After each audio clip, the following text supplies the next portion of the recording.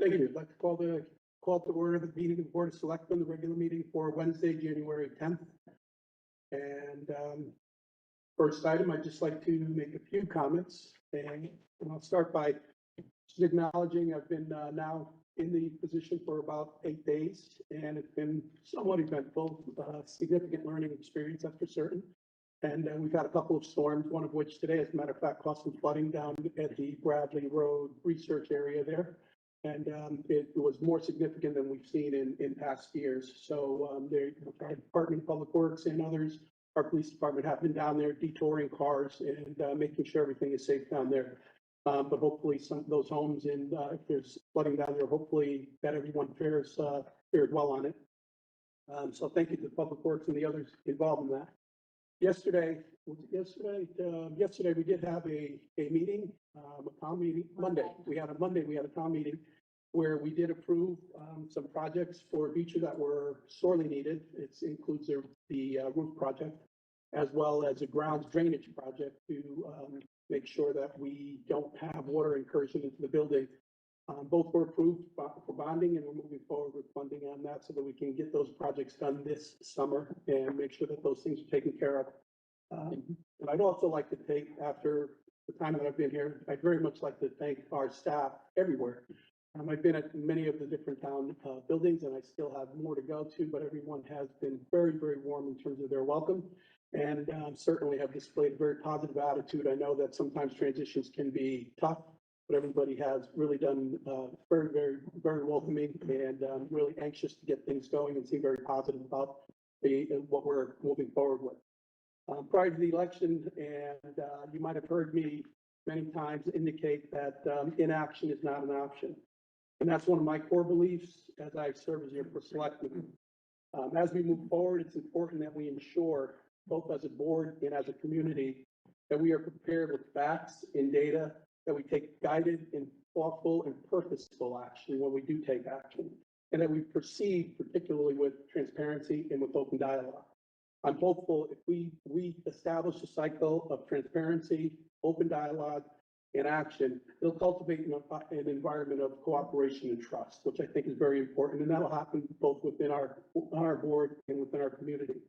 I'm confident that this will help us move Woodbridge forward together. So to that end, one of the things that I wanted to discuss and bring to the table is that we did receive 6 responses to the Country Club of Woodbridge RFP, looking for consultant, land use type consultants for what we might want to do at the Country Club. After I was able to review those with Tony, and after review, what we'd like to do is we'd like to make those available to the Board of Selectmen. And we'd like to do that in the near term, like within the next few days, so that you'll have it available. We'll do it as we've done a lot of the material that we've been going back, make it available to you on the drive and make it public. But what I wanted to discuss just briefly is that what I'd like to see us do is kind of separate the finances from the information. I'd like to deliver the information so everyone can consider it, take a look at it, and understand what it's about, and we can evaluate it. I would also like to call for a special meeting on the day of one of our finance sessions. The 23rd is the one that I'm targeting, and at that point in time, we can review we can review what we each identified and determine exactly what type of action. The recommendation I would make is for us to narrow down from 6 to whatever number we feel is appropriate based on the actual information that's been provided and what you feel about it. But that's what I'd like to discuss. And then I'd like to also go into executive discussion so that you all understand specifically what the rates are, what the pricing is, and what the numbers are related to each of those. And I feel that's the executive session in particular is very important to make sure that we protect ourselves in terms of making sure we get the best rates that are available. And I think that's the appropriate way for us to pursue it. So that takes us to, are there any comments or any discussion as far as that's concerned? Any thoughts? That'll take us to our 3rd agenda item, which will be our Woodbridge Board of Education Superintendent, Wanda. Thank you and welcome, Mika. Thank you. And new members.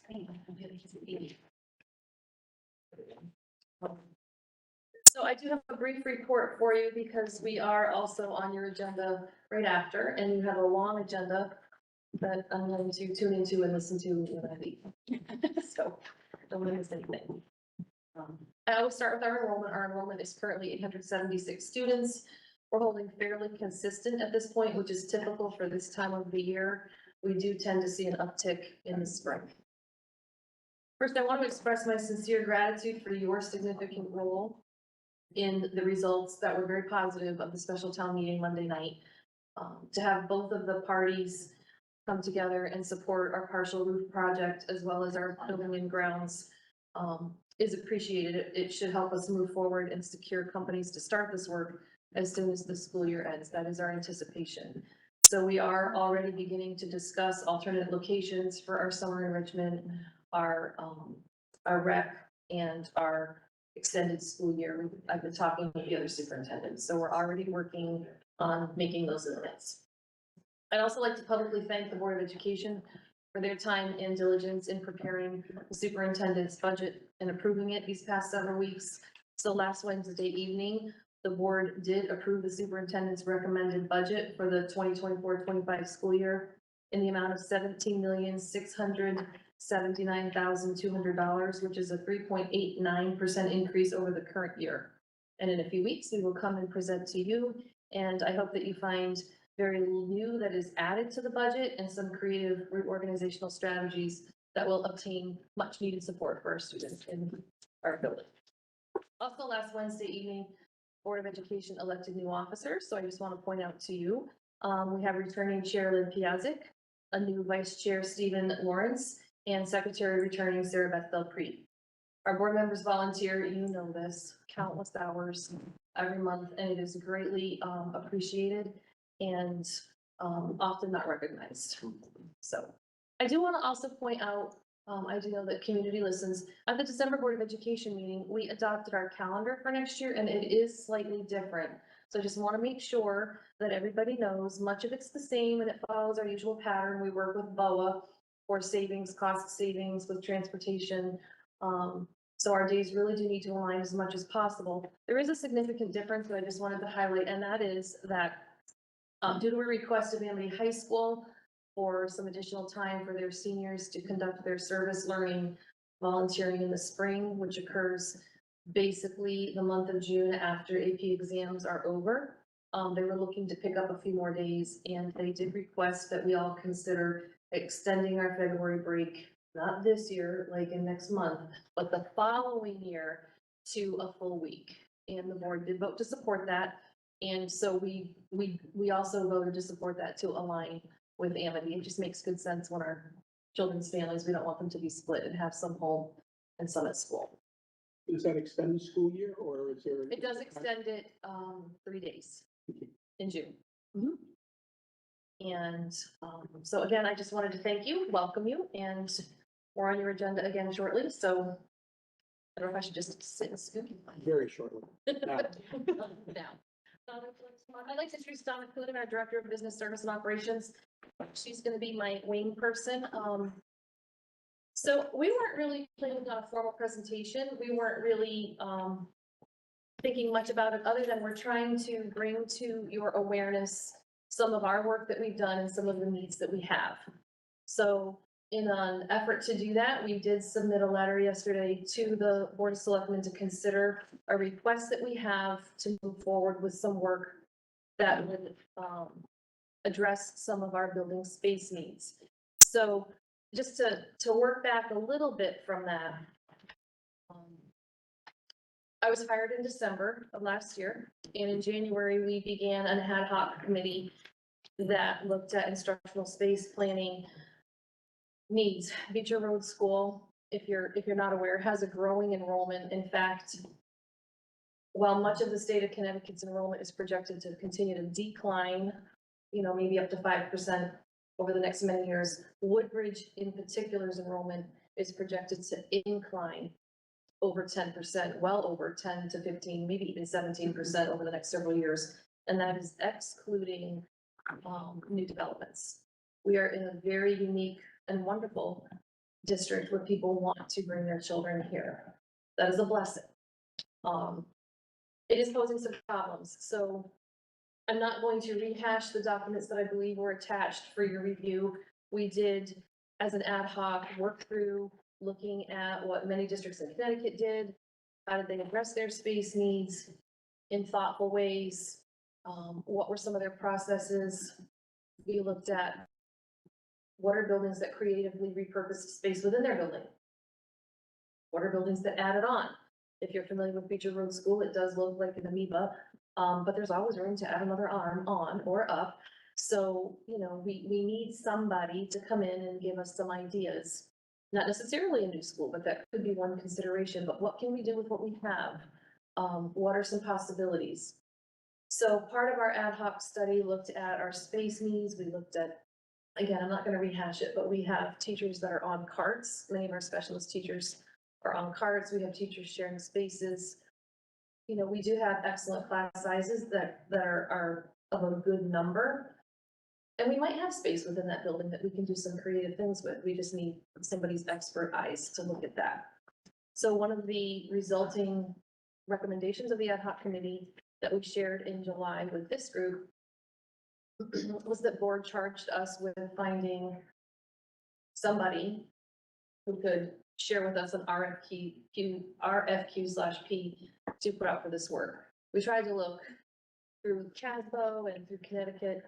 Or professional organizations, but we're just a very unique size school. I don't know that you can find another K-6 school in Connecticut that's all anywhere it's like. close to our size. It's not really recommended, and we have it, and it's special, but nobody really repurposes space that big. Nobody repurposes space with a pool attached. Nobody repurposes space with over 80 doors. That's all one floor. So nobody was really able to say, here, use our example. They didn't have one. So the board then said, okay, let's take a look at some professional consulting groups. So we did reach out, we interviewed 2 extensively. And we then settled on one. It was Construction Solutions Group, and I believe they're out of East Hartford. We met with them. He did come and present to our Board of Education. I believe that that's recorded as well.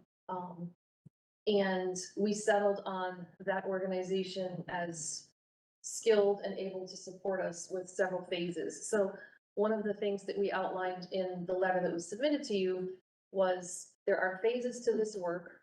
And while we don't need to accomplish all phases first, we do feel like we do have some funds in our current balance that we could contribute towards that. You know, I will share that that's, you know, something that our board isn't completely in agreement with. And it's important for us to understand that I look at our money as it's all the town's money. And we have a Board of Education budget that is supposed to and is judiciously spent on teaching and learning. So any way you look at it, we have a town building that needs some examination and support. At some point, we'd like a vote of confidence and willingness to partner with us and support this work in some way. The work is important to us because we did not include these first 2 phases in our capital improvement plan for this year. We feel like We were hoping to contract and begin this year for them versus putting them in next year's. correct. So that's why it's not in the capital plan for this year. We were hoping to be able to start that work. Starting that work now, if possible, would allow us to gather important information, right? And we can reference the importance of facts and information. It would allow us to gather information through our ed specs and feasibility study regarding what is available to be used and how could it be used. It would also help us plan and look at our capital improvement plan to make sure that they're aligned and not overlapping or undoing something that we may have allotted money for in a different bucket.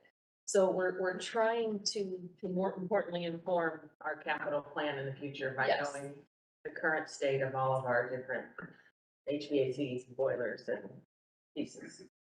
correct. So when you look at the documents, you'll see the history of the work that we did over a scope of 6 months. We pretty quickly realized we need somebody to help us figure out options for more space. An RFQ/P for qualifications would also outline options. Like I said, we want more than one option for our townspeople to consider. And those options would come with immediate costs and long-term factored out costs. over the long run, what are those costs? And those are things that are simply beyond our capability. And so partnering with Construction Solutions Group provides the oversight that I just want to point out, we are a large but small, one district, one school district. So, you know, I am your superintendent, I am your instructional leader. We have a director of business service and operations. There are no other layers to do this work. And so this Construction Solutions Group would assist us in executing those layers.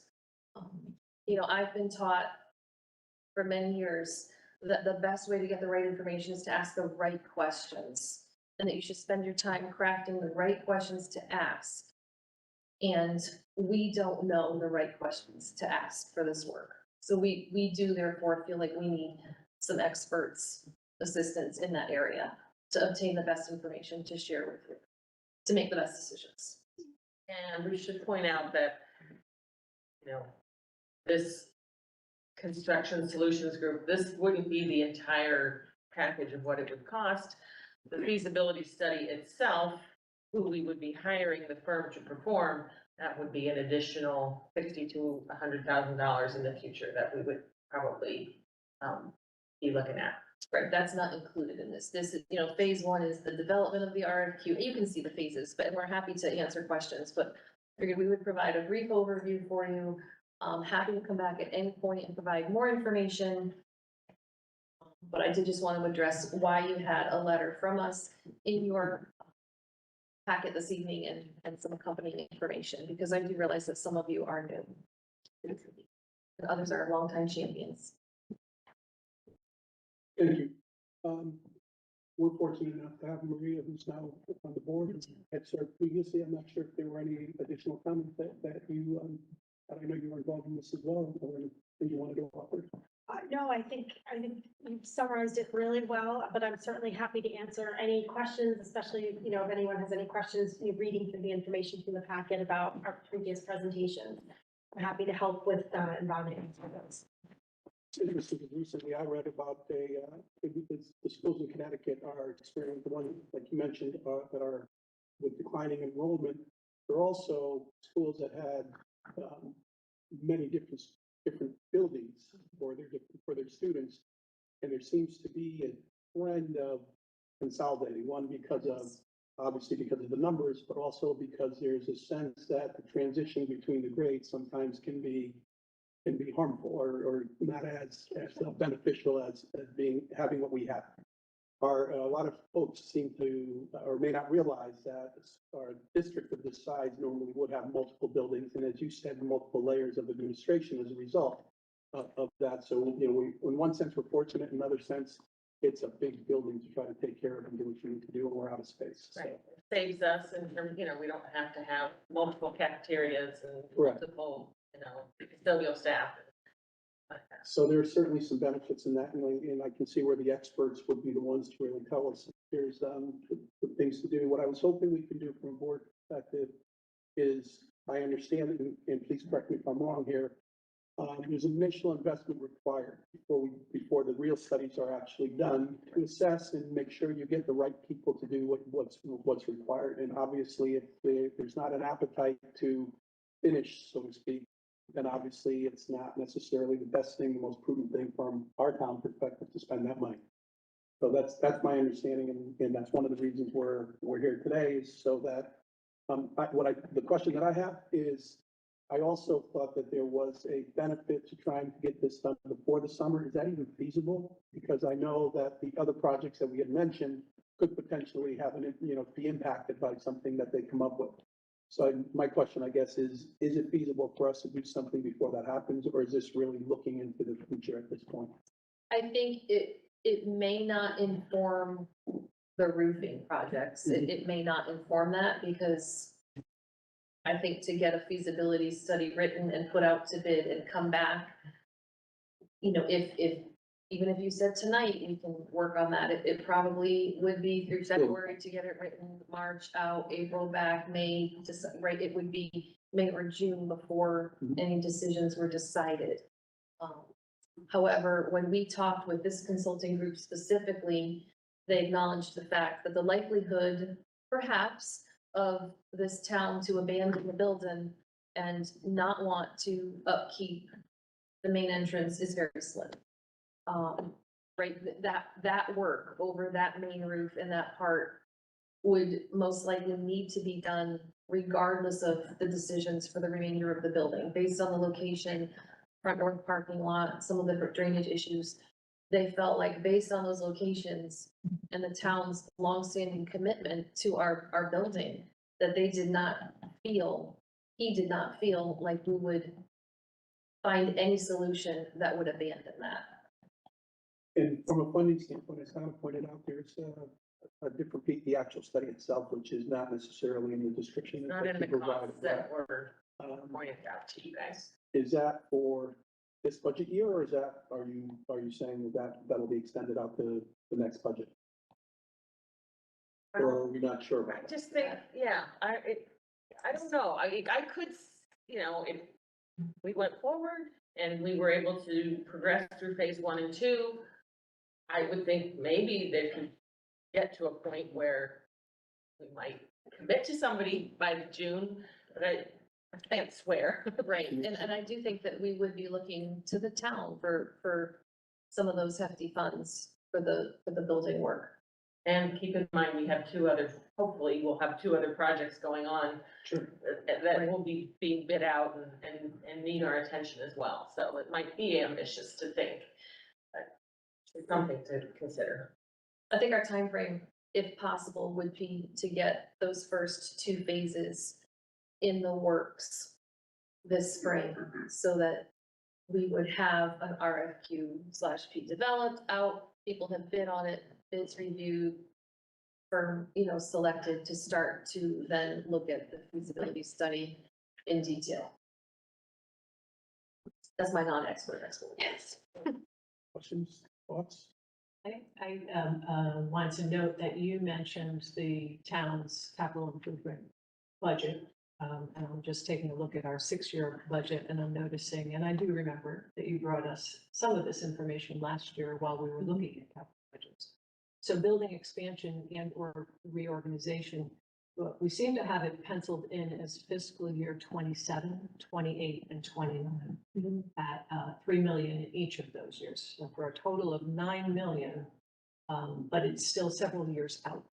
And I think I heard Donna say that you don't necessarily, when you come to us in the matter of weeks with the capital budget presentation for this coming fiscal year, you don't have any, the money that you're looking for now and that next step. So there's kind It's of not 2 a step. steps. Neither of those are part of that already disclosed 9 million over 3 years, but they're also not going to be in your presentation 2 weeks from now. Is that? If we don't have, approval to begin phase 1 and 2, we wouldn't want to put future phases in there if we didn't have support. It might be a good time for both the Board of Selectmen and Board of Finance to consider, because we have to obviously work it into our 6-year plan somewhere.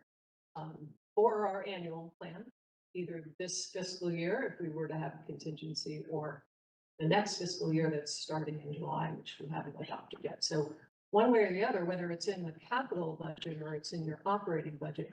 But refresh my memory, I think at the end of June, you did allocate some of your surplus from last fiscal year for this project? Is that right? For the architect work for the roof. That's for the roof. And was there anything set aside for this planning phase for RFP for expansion? No, because that work We had hadn't, nothing. we hadn't even worked with these consultant groups until the fall. So you're looking to the town for fully funding the project. You don't have any dollars towards it. No, that's not what what I said was we do have some funds that we feel we could contribute. I will share with full transparency that, again, I believe our Board of Education funds are designed to support teaching and learning as best as possible. We do have some excess funds right now that we feel we could contribute towards this first, those first few stages. I do believe that the bulk of this work, because it is a town building, would be funded by town funds. That's just my own opinion as a superintendent as to how that work has been done. it would not, probably, you know, is more considered capital than operating type expenses. So in order for the Board of Selectmen, Board of Finance to consider it, we would be looking at it as a capital, part of our capital budget or our operating budget. In terms to Tony Genovese on this. So generally, if you have a study like that's part of an eventual construction project, consider that part of the capital budget, because it's part of an overall construction project. If you were to do a study that's not part of the capital project, it would not be capital. In this particular case, I think eventually, as part of the capital budget, you can make that argument. Yeah. Like for instance, we funded a building study for the center building. Last year's capital budget was $55,000. And that was actually, it was done during the year because the capital budget, but we're paying for it out of our capital budget. Because it's part of maybe an eventual capital project. So I look at this as similar.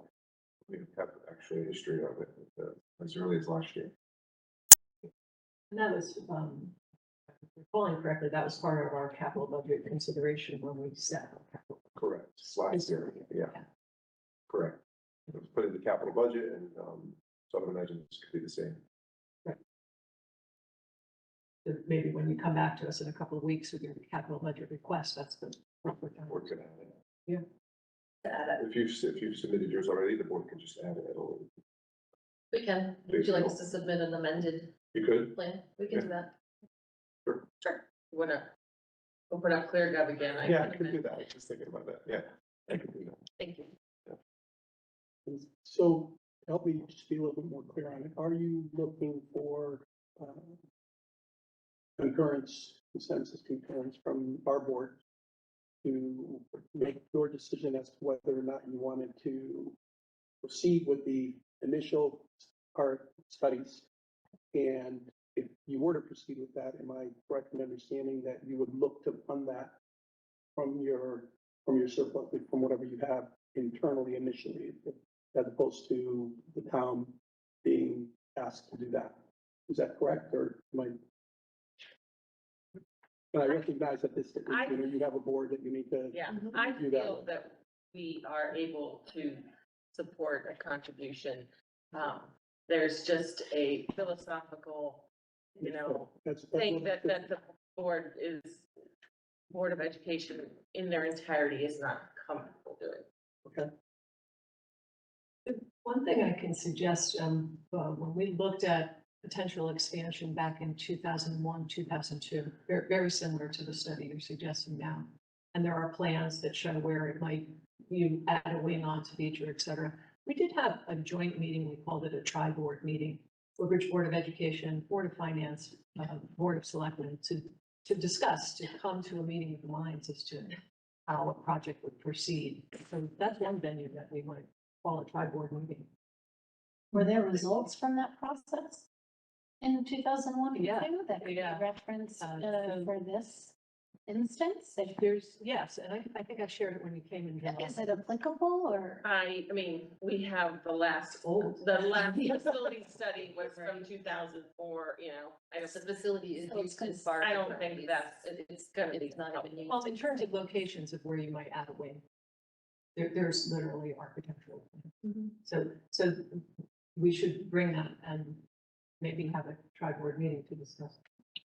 May I ask a question? Please. And thank you for presenting all of this, and articulating it so well. So in the context of this being a capital budget endeavor, would phase 1 or 2, would the consultant consider, if a goal is to see what the options are, expanding, additions, renovations, or building elsewhere, are they also considering other capital issues or areas in the town? Or is it just specific? to This Beecher? discussion was specific to To the Beecher Middle grounds. School, and the consultants that we spoke with talked about the fact that in their experience, it becomes a little bit complicated to work with a Board of Education building and other town buildings that are not under the Board of Education purview. You start to kind of mix your media as an artist. So So it'd be this specific. work is around our school facility. I mean, I guess one option could be, if feature is full, to peel off a couple grades and house them somewhere else. But this proposal doesn't Find it. look at those facilities or anything Thank you. further down the list. That is something that was considered in the 2001, actually, I have a copy of the document. Yeah. It was considered whether we might move sixth grade up to Amity. That was just, right, we've had those discussions again. So in looking at the contract, phase one, involves gathering some information, asking those questions, writing the RFQ/P. So if you were to input funds to do that phase, then that phase would culminate in sending out the RFP, reviewing what came back. So unless the town were to support funding that study, then there really wouldn't be any point to planning it. Am I understanding that correctly? I do believe you need phase 1 and 2 connected, Right, okay. in my opinion. And do these include, or would this include an assessment of the pool, or is that a totally separate endeavor? It would have to be part, that's why it comes down to asking the right questions. That's part of the RFQ that we would need to, you know, again, working with the town, put into that to see what could it look like to reconfigure it if needed, what would it cost? But there also has to be, that might be an option, but it also has to be, that's a town decision. Yeah. You know, I can't repurpose part of your property. Right. But we are gonna ask for But that, the but that big might be picture, an option that. this- creative thinking, yes. Thank you. There's some questions. Anything? I'm all set, thank you. Sheila? So if you wouldn't mind recapping for us what you'd like from us, you'd like us to revise our capital request to reflect. So. Yep. To reflect all phases, or, which would mean that nothing would happen until next year, or all phases. So I think the biggest one is the actual work. Mhm. That, Like the feasibility study. right, the actual study, which, So to not include phases 1 and 2, and yeah, I think phases. I just wanna make sure I'm leaving. Phases 1 and 2 could be figured out before then. Okay. They're not that much money. What study itself? I think. Or we put it at 12. I feel like that. For the purposes of discussion, those who might not have the documentation, et cetera, what will be your timeline for phase 1 and phase 2? Based What on, would you like your timeline to be? well, we would work with the consulting group, and they had paced out originally, you know, probably 2 to 3 months for phase 1 to get it written. I mean, from my perspective, I'm saying, when would you implement? When would we want to start? Correct. When would you Well, I'd look love to to? call But, I mean, To that end, what I'm hearing, and I just want to make sure we're clear, what I'm hearing is you'd like to get this project started. You want, in the phase 1 and phase 2 are the. we think the information initial- can be very helpful for everybody, for a variety of reasons.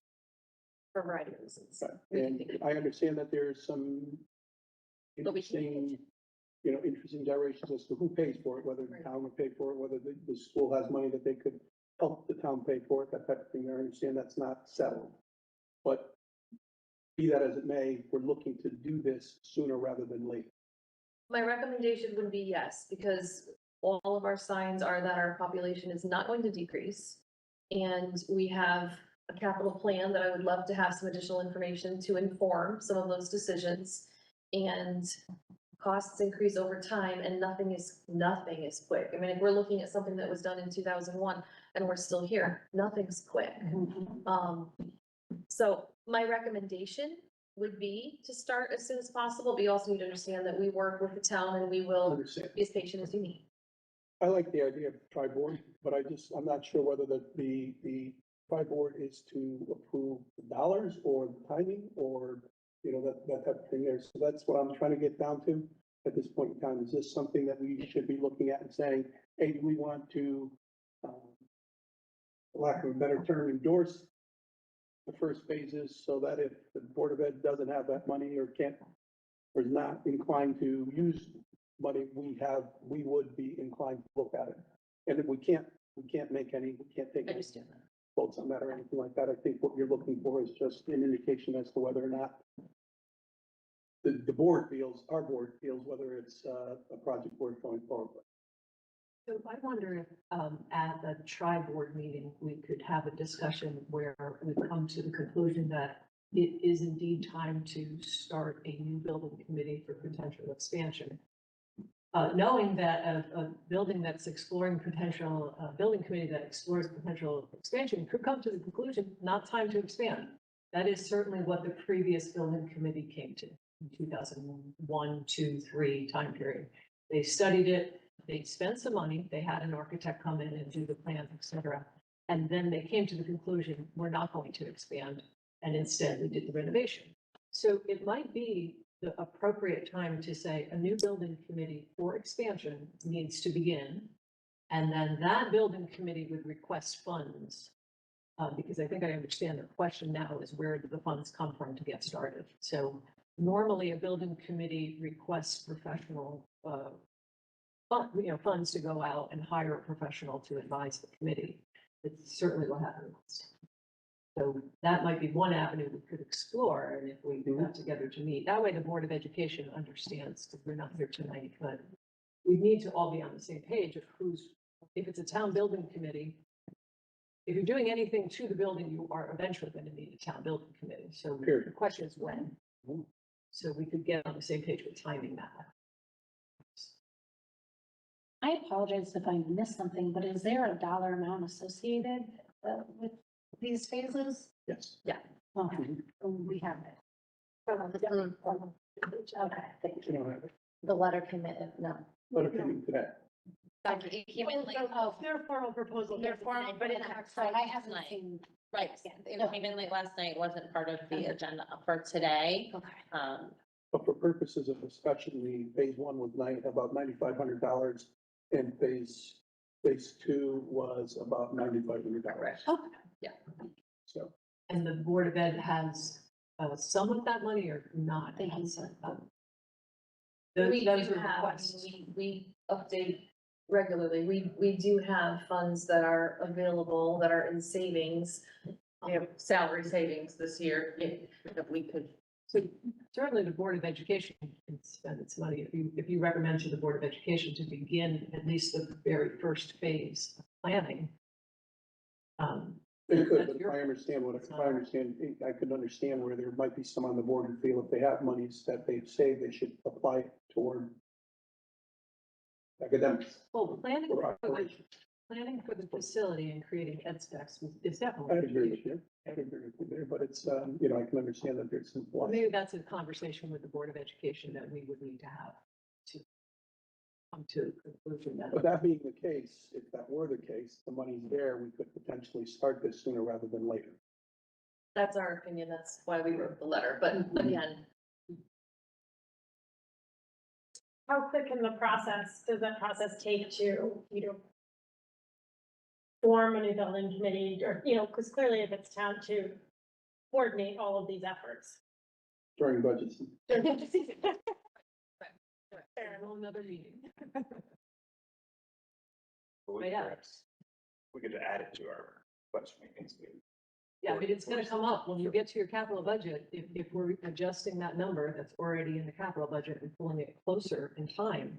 But again, I guess I'm just in a different place and I'm sorry to be that way, but it seems to me that we're more interested in not so much what we're gonna do next year because we know the process for that. We know you can adjust the budget, you can send Tony the information that he needs for that. Or rather, we're looking at this $18,000 or $19,000 that is required on the front end as to whether or not, if you're not the school is not in a position to pay for that with the town. And obviously, we can't take any votes in regards to spending that type of money without going through the appropriate processes. So my understanding is that you're coming to the board saying, hey, if you tell me you might want this, then we can go back and we can say, hey, we have the money, we want to do this now, let's see what we can do and go from there. Am I? You are correct. Okay, So that would be a budget transfer request to the Board of Education Funding from, request. right, a It's a- funding request. if it came from the town. Yeah. It would be a line item transfer. Well, but I saw you a contingency request. If it came from the town. Correct. If it comes from the Board of Education. They don't need our. They don't need our. permission for that. That's what I'm saying. Okay. Right. But- From us, it's a but it- contingency request, it's gotta go to the Board of Selectmen, then it has to go to the Board of Right. Finance. Understood. Yeah. Understood. But there, again, just to make sure I'm really clear on this. You're saying $20,000 we may not want to spend if the town is not inclined to spend any more. And the That's rest of one it issue, would probably yeah. come from the town, so if we don't feel this project is really a project that should move forward, then why spend the $20,000? That's correct. Okay, so that's where we are. I just want to make sure that, I'm understanding you correctly and in terms of what we can do, and Jerry, this might be a time for you to use that technology that we've set up here. Are you just looking to see if the board members feel we would support this or is there something we need to do in terms of, or is it just plain and simple, information that you're just providing us information, presenting? That's a the good question. So we've shared all along, we have a great working relationship with our town. It is not common, right? Not every town has that. We do. And our board understands that and appreciates that. And they also said we would just appreciate you airing our concerns that even though we happen to have savings this year, they do believe that savings that were originally appropriated for teaching and learning should be used on teaching and learning. At the same time, it's still all your money. So I think they really are looking for that vote of, we support you in the work. We are not going to expect you to shoulder the burden. If you were able perhaps to start those first two small pieces, there is no expectation that we expect you to overhaul your complete building with your operating budget that's on teaching and learning. So I think they were looking for that very specific and public. And my inclination, from my perspective, the way I look at it is if that $20,000 is $20,000 that needs to be spent to start the process, it's one thing. I agree with both Andrea and Sheila in terms of the process and a good way to approach that. Andrea, in terms of taking a more holistic view on things and making sure that we also encompass, okay, if one of the options is going to be to move kids into a different building, what's entailed in that? And so we really take a high level view from the town. If the 20 doesn't impact that, in other words, it's up to us, once we spend the 20,000, to now make sure that whoever comes in and does the remaining studies, make sure that those kinds of factors are addressed. And by all means, I support it. But I'm not sure that we can be certain on that, and that would be my only hesitation. From my perspective, that's just me. I think the RFQ will be written in a manner to tell any prospective proposers that we want options in anywhere from do nothing to new school, and everything in between, Are the other members of the board in a position to say what they feel in terms of how they feel about this project and what your thoughts are on what we've discussed here? Sheila, anything? I wholeheartedly agree that we need to do some long-range planning. Whether we expand the school, whether we look at different options, maybe the sixth grade is going to be moving, but then maybe pre-K is coming online. So how would we use the existing building? In 2013 through 16, when we did that renovation, we envisioned using the building at least all the way through 2036, which is when we are still paying for the bonds that we took out to do that part of the project. So a new school, I'm not sure that, I don't know how we sort of explain that to the town. If we're going to discontinue use of feature, if if we're gonna, in addition to Beecher, if we're gonna add a wing on or even build a additional school on the Beecher property, which was one of the things that we looked at. Correct. Those are all the options that, And splitting the school, and at one time the school was two different schools, primary and secondary, with the thought in mind that we would eventually be two different buildings on the property, perhaps. All of those things, I think that we should have a very broad conversation with townspeople, certainly with the Board of Education, so that they understand. And the option of looking at other buildings in town, I know it's been said, perhaps the center building. I think I understand that the center building's already spoken for. All the space has already been pretty much configured there, but if it's the appropriate time to look at holistically all our town buildings, then perhaps that is a project that the town should take on, and it shouldn't be the Board of Ed's burden to do that study. In which case, we would need some sort of like building committee. Not to expand government here and add a lot of new committees, but we could take that view. Understood. And again, it gets back to the initial step. Do we take the initial step? Do we regard this as the initial step in what will be either the Beecher Road School feasibility study or the town of Woodbridge feasibility study? Does the first step remain the same, and is this a step we should be taking? That's the way I'm looking at it. And from my perspective, it seems as if it would be, we need to take the first step. Beecher is our product. It's one of the reasons, we have one reason people move into the town and are interested in the town and our housing, everyone knows those stories. So it is important from my perspective, and I am inclined to, again, make sure that this is not money that's going to be spent and it goes away, but rather as a first step in something that we need to move forward with anyway. So, Steve? Well, I'd like to say that there's a way you could make that phone call tomorrow. It doesn't seem like there is a mechanism for that, but I would like to support, moving this forward as quickly as possible. thank you. Maria? I think I have the advantage of having worked on this before and understanding, a lot of the reasons why behind it. And I think, the Board of Ed as a whole, because this was the work of a lot of people, and Rhonda and Donna as well, was very forward-looking at this and forward-thinking.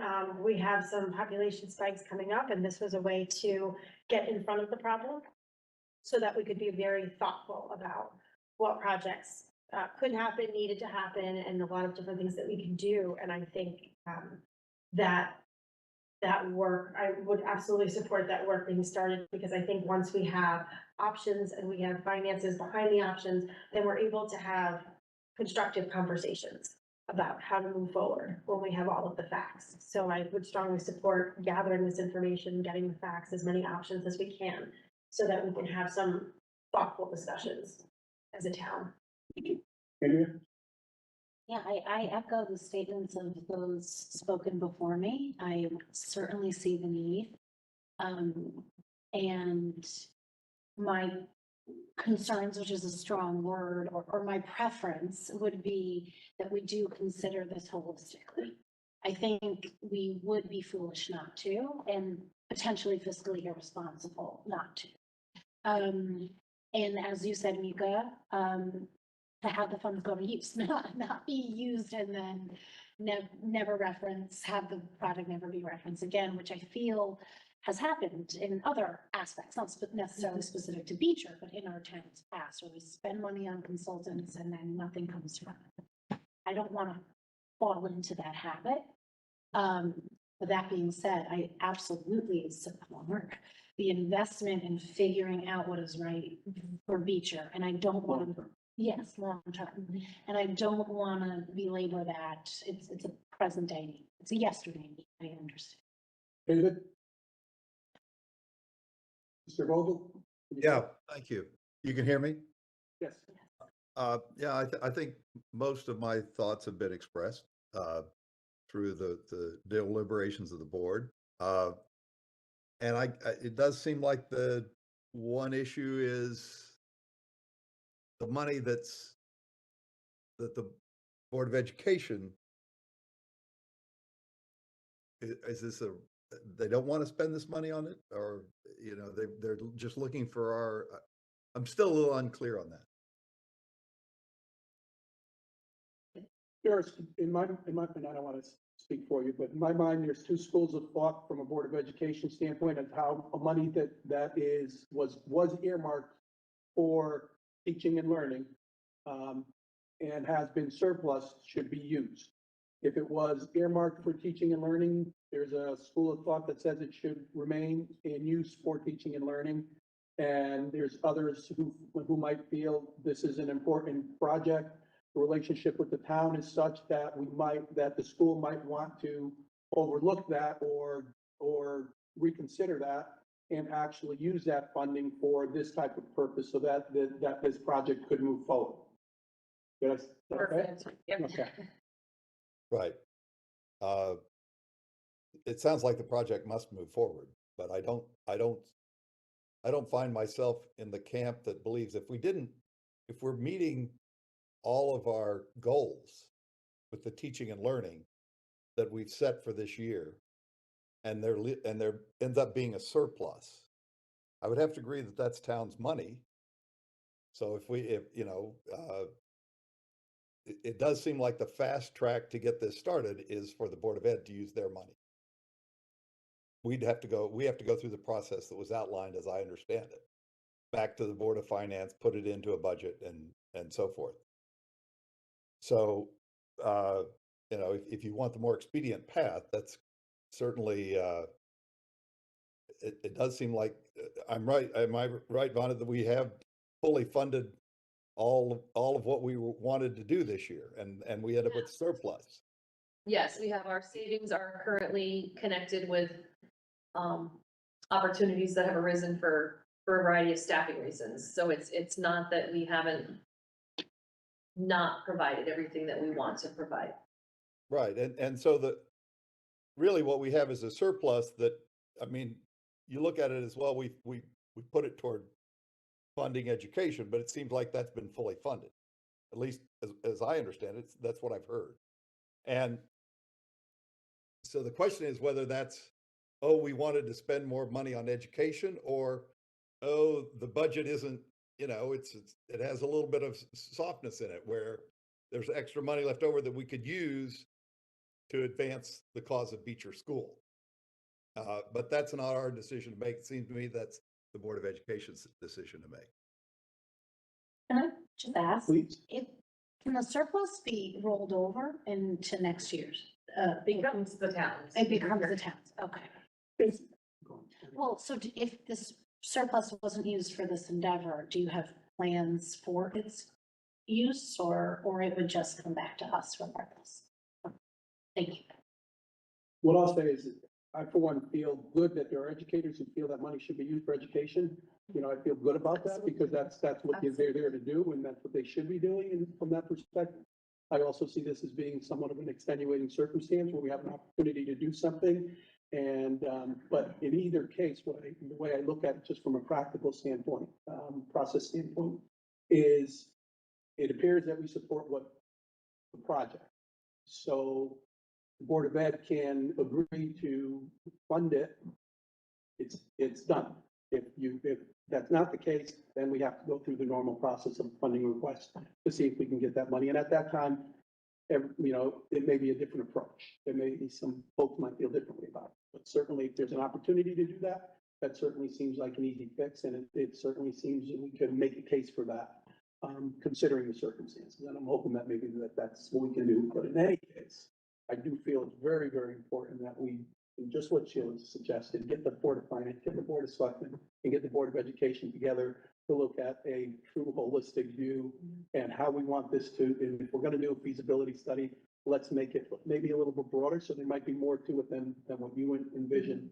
I just think that's really important, and it's an opportunity, so we should take it. And if we go in and amend our 6-year capital budget to include some future phases and a feasibility study, and the Board of Selectmen looks upon that favorably, I think that would be a lot of comfort to the Board of Ed. Agreed. And the public. Yeah. The Agreed. public knows what, you know, right now we've got it out in the out years. It sounds like we're gonna need to expend some money before we get to fiscal 27. And so we should definitely want to signal. And whether it's your presentation that causes us to do that, or Board of Selectmen, Board of Finance can do it themselves, pull from fiscal 27 and put it into fiscal 25 or 26, whatever. So that the public knows.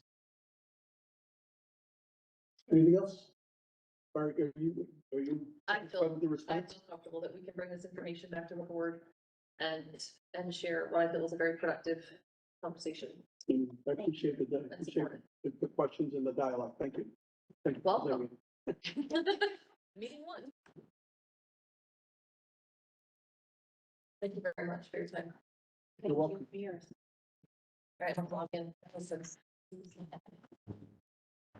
Well, there's about 2 minutes before public comment. I'm not sure that there's a particular item that we necessarily can go to before then, so I will open it to public comment early if there are any of those here, and we'll send it in 6 o'clock in case there is not. We'll check again at 6 o'clock.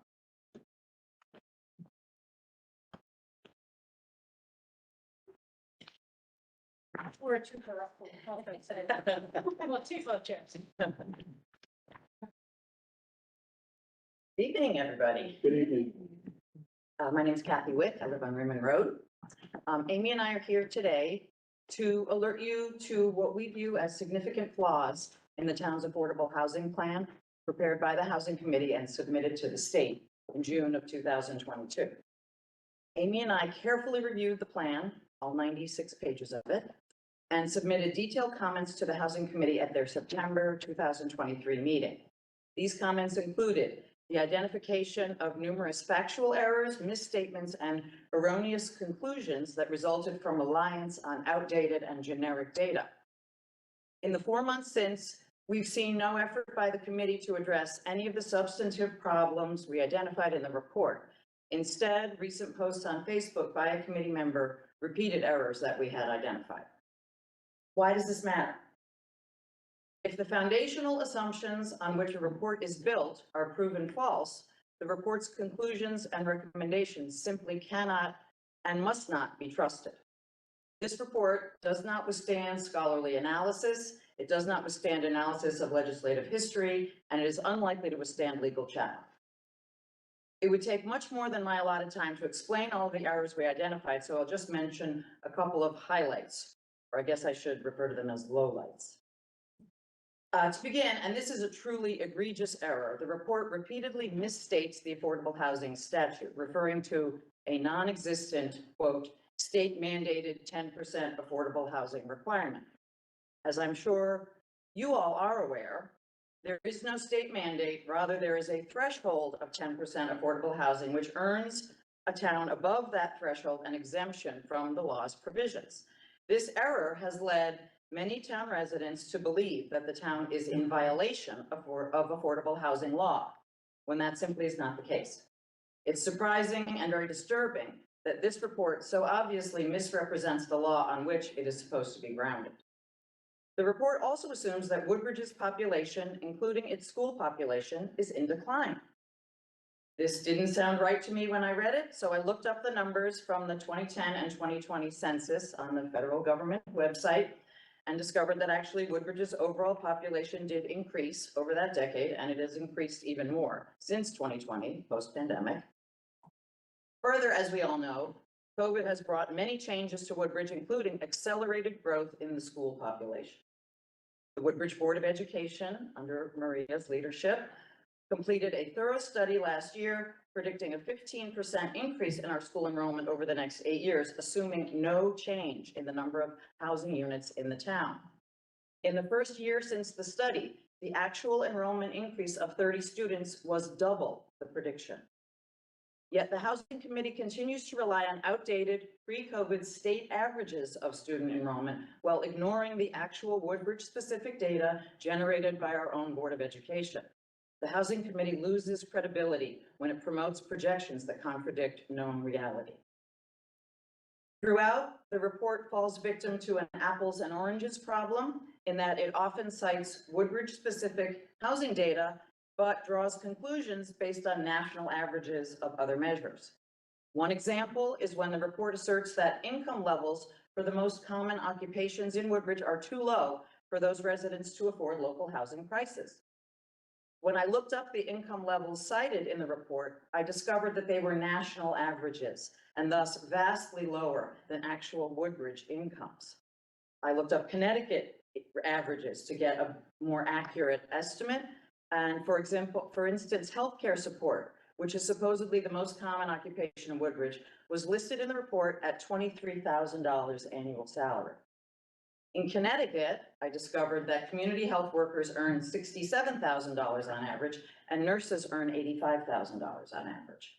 So clearly, you can see how relying on national income data would completely skew the conclusions drawn in this report about housing affordability in Woodbridge. I could go on, but you'll be glad to hear that I won't. My suggestion is that this board ask the Housing Committee immediately to, at minimum, correct the obvious glaring errors in their report before the state required revision, which is not due until 2027. You deserve a better work product from them, and so do the people of the town. So we're tag teaming to fit into public comment because we're here at your very first full meeting because we have to offer something extra for your long to-do list.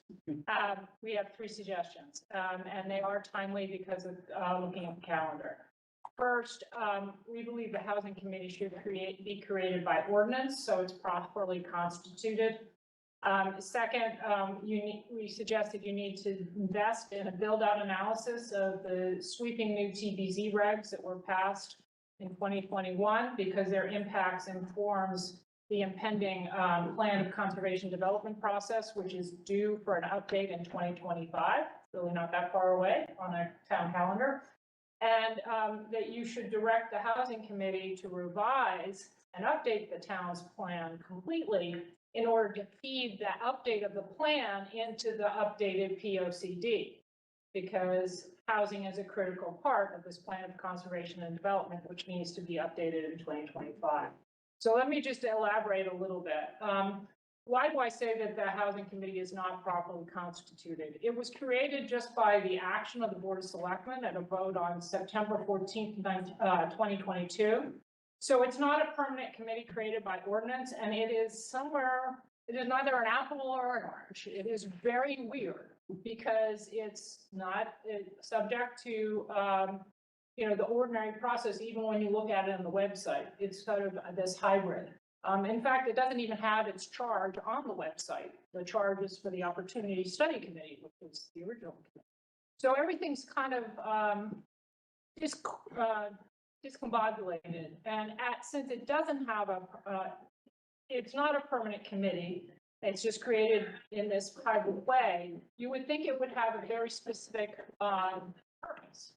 The same meeting, the Beecher Building Committee was created for the specific purposes of the infrastructure improvements we voted on Monday. In contrast, the charge to the Housing Committee is very broad, with an indefinite term for how long it would exist. It just isn't appropriate for that kind of action. I don't think it was created properly at all. The other thing is that if you were to create it by ordinance, you could refine its charge. For example, the committee could be asked to comment on housing proposals, just as the Conservation Commission weighs in on open space set-asides for housing subdivisions. It's advisory, but it's helpful.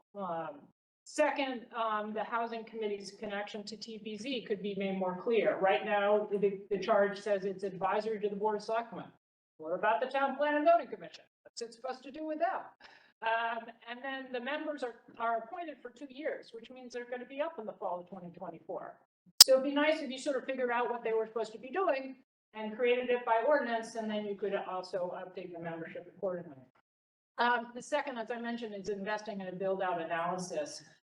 Since the POCD does need to be updated and housing is such a critical piece, a build-out analysis would give the town, the Housing Committee, the TBZ, everybody a better understanding of what the long-term potential effects are of these dramatic zoning changes that were implemented by the town plan and zone. And finally, directing the properly created housing committee to revise and update its town plan. Not only do the obvious areas need to be corrected, but when they're armed with a build-out analysis, they can come up with better proposals, I think, that could then be fed into a more robust plan of conservation and development. So, sorry to add to your long list, but we do think it's timely to get this on your list. Do you want to mention the ADUs? Well, we did- Quickly. Yeah, we did appear again before the housing committee last week and suggested 4 specific proposals, ways that they could work on right now, increasing housing opportunity in Woodbridge. And I'll just describe one. It's the first one, and we both agree that it's the best one and the most important one. And that is to promote the use of ADUs, so-called accessory dwelling units. The public, these were made legal throughout Woodbridge at the zoning changes back in summer of 21. Very few people know about it, including I was shocked to learn from a friend of mine who is a prominent realtor. She had no idea that ADUs were legal. You would think that that would be something that realtors would know about. But there's been no publicity about it from the housing committee. Ways to promote this include articles in the local paper, information via email newsletter, and workshops for realtors and for the public. This really works, and the state of California has focused on ADUs as a way to increase housing opportunity and has experienced a nearly 20-fold increase in ADUs in the last 7 years since the state began promoting their use. Any number of Woodbridge residents might be interested in constructing an ADU for a variety of reasons. They might want to have a place for a caregiver to live. They might be a younger family and want a place for a parent to live. Or they might just want to increase their own net worth. According to Desegregate Connecticut, which is a housing advocacy nonprofit that very strongly promotes the construction of ADUs, they publicize that ADUs can boost property value by as much as 50%. So there's a real incentive to do this for a variety of reasons, and it doesn't cost the town anything. And it would be a real advantage to people who already live here. And it would, I think, do a very good job of integrating more affordable housing options throughout the town. So we've encouraged them to focus on that, and we would hope to see some efforts to that effect. Thank you. I do have copies of the 2 reports we submitted to the housing committee, and I'll give them and ask that they be added to the record of the meeting. Thank you. Thank you. Thank you.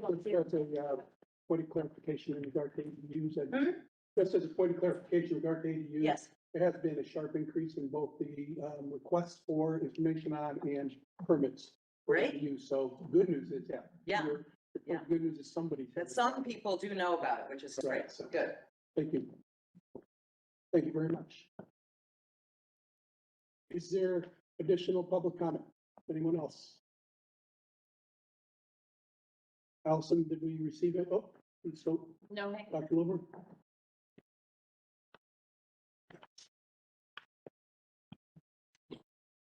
David Wilbur, 34. Excuse me. David Wilbur, 35 West Log Road. I wanted to address 2 issues. The first issue has to do with the RFP for the country club. And as Superintendent Benza pointed out, you need to ask the right questions. The problem of the country club, I look at it really as an opportunity. And there are a number of opportunities there. The important thing, I think, is to satisfy all of the stakeholders. And I think that with some creative thinking, this can be done. We have a lot of people here with diverse backgrounds that can offer suggestions and solutions in that. The second thing I wanted to talk about was housing. And as you know, this is a national problem. It's not just for Connecticut, it's not just for Woodbridge. And we need to have meaningful methods of addressing that. Now, when the TPC changed the rules on development of multifamily housing, it seemed to me that it was focused mainly on the development of the country club. And other areas have been neglected. The most egregious one, I think, are the two developments that are now taking place in Woodbridge, the one on Bradley Road and the one on Merritt Street. 76 units went in on Bradley Road. And as far as I know, and I could be wrong, but as far as I know, there was no effort to include any affordable housing in there. And I don't know why. The same thing on Merritt Street, which would be perfect for affordable housing because the units are small. The area is located in downtown section where all the studies say affordable housing should go. So those are the two things that I wanted to bring up. And I would also like to congratulate the new board. And I would also like to thank the town for having the good sense to elect them. Thank you very much. Thank you. Additional comments? Anyone? Correspondence? We received no correspondence and there are no hands raised on the hybrid either, so. Thank you. We'll move on to our next agenda item, which is the Administrative Office Director of Finance Report, Mr. Genovese. Thank you. You're welcome. So, your report for, December of 2023, and, that gives us a budget year-end surplus of $936,000. We have a current allocation of fund balance in our budget, $800,000, which essentially means that, at the end of the year, we project to add to our fund balance just a little over $100,000. Currently, our fund balance is estimated at the end of the year to be about $9 million, which is about 16% of our annual expenses. It's just sort of a, we keep track of that each month. And so, get an idea of sort of a barometer of your one of your fiscal health of your community. Some of the contributing, yes. Just for purposes of establishing here with the new board, there's generally, people ask about a target. Your target you want in terms So we have a fund balance policy, and I believe it's around 14%. So we're a little above our policy. So we will discuss that in the budget process in terms of use of fund balance and some appropriate uses of fund balance. I recommend you use it for, generally fund balance is recommended for one-time expenditures, not ongoing operating expenses, because then when you don't have the fund balance to use, you have a hole in the budget essentially. But if you have a capital reason or some one-time expense, maybe some of the items we discussed this evening, that's a perfectly legitimate use for fund balance. Tony, one, just beyond that, is there any, do you have any information as relates to other towns like us or other towns generally speaking, or the average in Connecticut or anything like that? So we generally like to compare ourselves to other AAA rated communities, which is when you do you're rated by a bond or by a Moody's or some other investment firm. AAA is the highest rating you can get. The highest rating you get means you have the lower rates when you borrow money.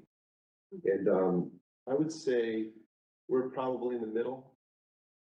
Some towns have much higher percentages of fund balance, some have lower. Generally, if you have a more diverse grand list, you can have a lower fund balance because you're not reliant on one sector of for your revenues. But in Woodbridge, for instance, if there was a problem in the housing market, we'd be in trouble because we don't have a commercial market or some other, or state revenue or building permit revenue or other sources of revenue to sort of balance. Whenever there's an uptick in like foreclosures, you know, we keep a careful eye on that because we're so reliant on it. That's why I always recommend keep a little higher fund balance for that reason, just some flexibility in case there's a problem. Thank you. Okay. So some of the contributing factors this year, The biggest is interest income. We probably have a, surplus here of about $250,000. And I guess one other thing on fund balance, you can sort of consider that like a rainy day fund or like a savings. That's a good way to think about it. So one contributing factor for the current year is interest income, which is over budget, surplus of about $250,000. Our current rate we have a number of investments are significantly limited by state statute as to what exactly we can invest in, because it has to be very secure. About 5.5%. So we have a surplus there. It's higher than when we created the budget. A second is in intergovernmental revenue. There's a surplus there of about $240,000. We received money from the municipal revenue sharing account, which is was not anticipated during the budget process. So that was sort of found money in the from the state. Just a general grant which applies to general operations. It's not for any particular use. General statutory grant, and so that adds to our surplus. On our expenditure side, we have we've had good news with our retirement. The state controller was able to restructure our retirement plans. We are part of a municipal employee retirement system. You know, there's the state employee retirement system, and we're part of the municipal employee retirement system, which is sort of run very similar. And so we had it was very costly because the state runs the retirement program, but the towns contribute. So there's no incentive for the state to restructure it because they weren't spending any money on it. And the towns had no control over it, so we couldn't restructure it. So finally, the state controller stepped in and was able to make some significant moves. That was after the budget process. So I'd say we probably saved close to $200,000 this year in retirement costs for municipal employees. We have probably a deficit in healthcare of about $75,000. That's mainly due to coverage changes. As people change coverage types, if you go from single to two-person or two-person to family, costs us more, and if we don't anticipate that in the budget, then that's the reason for that. Finally, the Amity School District has indicated $451,000 surplus that'll be reducing our March payment. I think that's up to $462. I just spoke with the business manager a few days ago. Is that specific to Woodbridge? That's our portion. That's our portion. Yeah. So each of the towns will receive their corresponding portion, and it reduces our March payment. They used to give it back to us, which caused a lot of problems and bookkeeping problems, and it's much cleaner this way. So we just reduce the amount we have to pay them in that current year. So it was last fiscal year. Correct. Through audit now has gone up. This is, so this surplus is from the audit of last fiscal year. The one that ended June. Yeah, 2023. So that's the only existing surplus that's not the current operating budget. Right, the current operating budget we're in, I'm not aware of a surplus. There is, it's not that much. My understanding, what she was telling me, there's not a significant surplus in the current operating budget. Thank you for clarifying that, Sheila, because that was my question. How would they predict already what the? Well, so they do the March payment because the audit's finished in like January, December, Right. January, so then it's in March. Right. But I think I'm hearing you say that we can't expect this next year Cannot. because if they're not operating with a surplus now, there won't be money I know it next was, March. I know it was correct. And I know that if there is a surplus, it's clearly below the 2% or the amount that they can put into capital non-recurring if they so choose. So I wouldn't plan on any surplus next year, There's a hard landing this time. which is better that it's a reduction here as opposed to a revenue source. Yes. Because this adds to our surplus as opposed to a revenue source, which would drive up the budget rate. This money, So this is basically, we'll reduce the amount we have to spend on, send to them, we wire them their money monthly. So, at the end of the year, it just goes into fund balance. thank you. Correct, right. So we anticipate in the budget some use of our fund balance. We increased that last year from 400 to 800,000. In acknowledgement of the fact that our percentage of our fund balance is getting higher, and that the turning surplus. Yeah. We can get more into this when we go through the budget, but, I wanted to just sort of point that out. I try to highlight the major items. I mean, there's smaller items in each budget that I don't, get into, but you can certainly look through the reports, and, if you have any questions, feel free to call.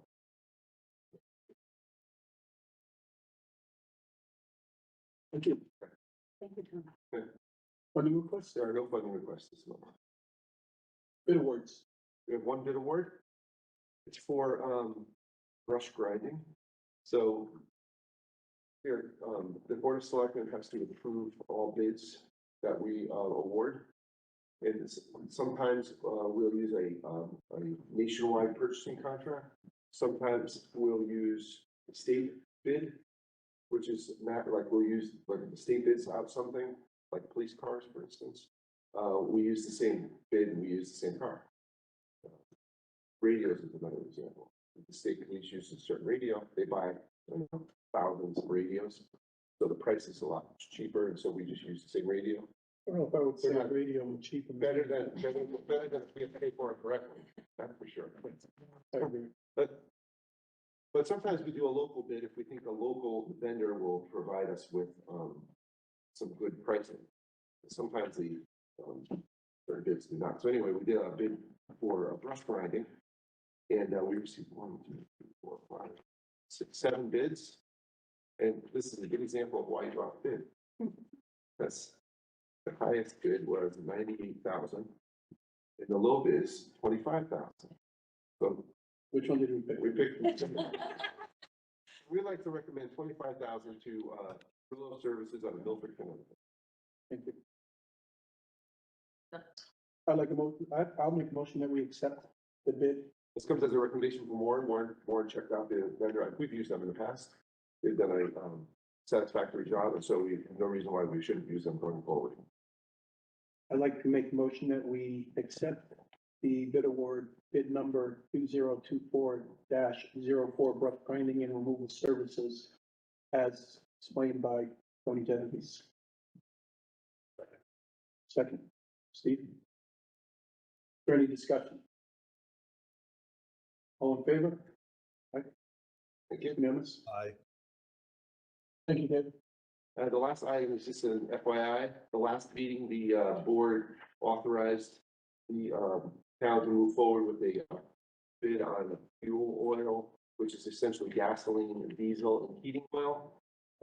We do not use heating oil in town because we're all natural gas. But the members of the cooperative, we have a cooperative of entities. It's Amity, the Woodbridge Board of Education, Town of Woodbridge, the Orange Board of Education, the Town of Orange, Bethany, the Bethany Board of Education, and Region, I think it's Region 9. I think it's the Region. So the town does all the documentation and all the legwork on this bid. And we bid those 3 commodities for all these entities.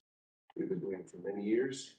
And, so we received 4 bids on diesel fuel. And, the diesel award was for, $2.69. The reason why we have to, get approval beforehand is because the price is constantly changing. And so we don't have time to come back to the board to get an award because then the price will change. So we sort of have to award it like when we open them. And then for medium grade gasoline, the low bid was Standard Petroleum. That's $2.48.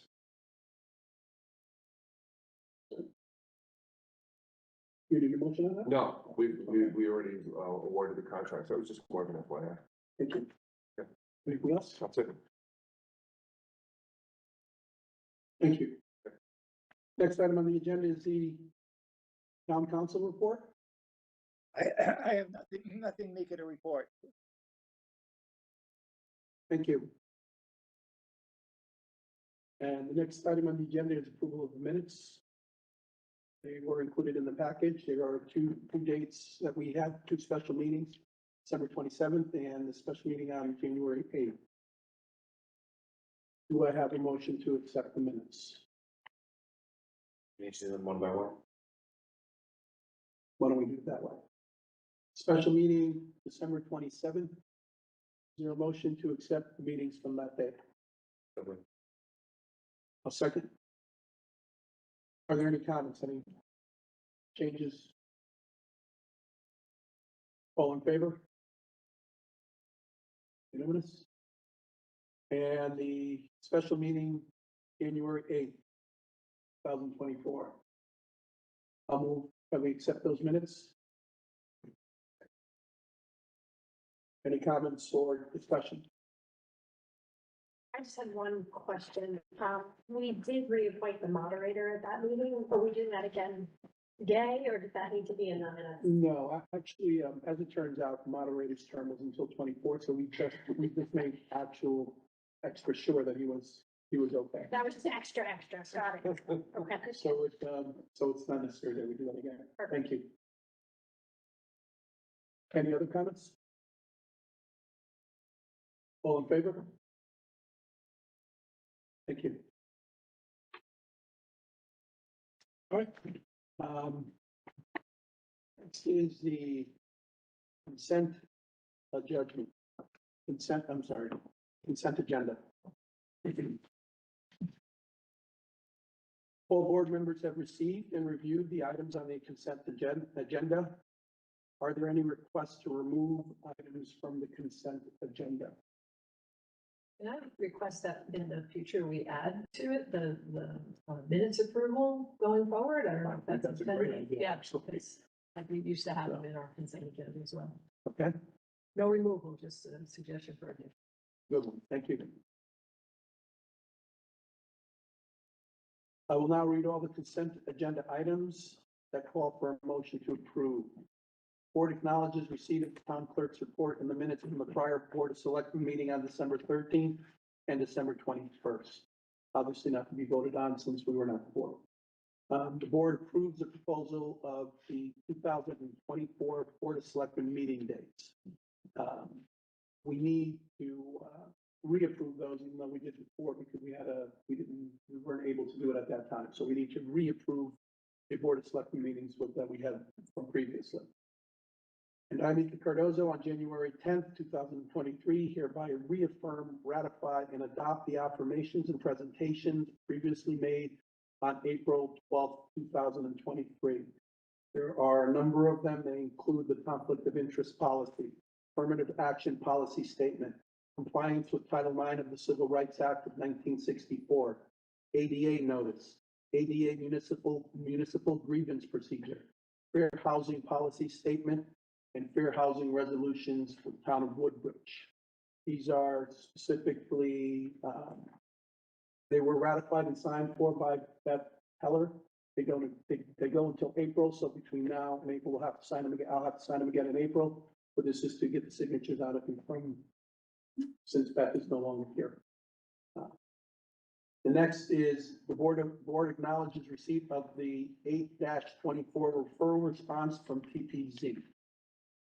And the board acknowledges receipt of the resignations of Maria Madonic from the Woodbridge Board of Ed, Ellen Speltar from the Board of Finance, and Kelly Avilas from Sustainability. Is there a motion to approve the consent agenda? Second. Any discussion with regard, even though I discussed it a little bit, I'm sorry about that. Could have done it now. Actually, I just have one point of clarification for item E, acknowledge receipt of the 8-24 referral response from TPZ. Yes. Is that just one page or two? Because I thought we sent two things, previous board sent two, but only one came back? Is that right? As far as I know, it was only the one that, Should be Should be the- two, was that? yeah, there were two. I remember that meeting, so. Yeah, we sent two. Yeah. I just don't know two. Maybe we could just clarify that in a minute. Yeah, that'll be worth file too. And if there's, Right, so one was for Beecher. So one was from Mazzara, I do recall. another Beecher one. Yeah, I saw the Massaro one. I have Massaro. And B. Sure. So there are two Yeah. in the So they're back. both in. I do see them. Yeah. Great. Thank you. Okay, thank you. Yeah, that- Thanks for clarification. They're both, they have, Yep. they're there, Andrea? Yeah, I see. So we have a motion and a second. Is there any other discussion? All in favor of approval? David, that's unanimous. Thank you.